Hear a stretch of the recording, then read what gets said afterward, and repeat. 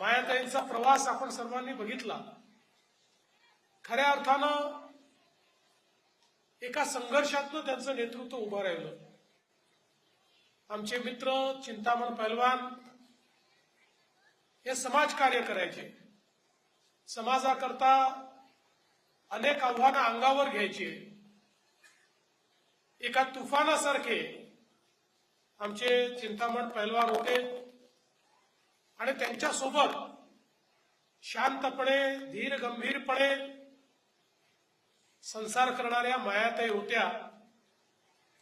आणि असं त्यांनी सांगितलं की 2002 साली ज्यावेळी चिंतामण पहलवानच्या मागे मी लागलो की आपल्याला मायाताईंना उभं करायचं आहे, त्यावेळी सुरुवातीला पहलवान तयार नव्हते.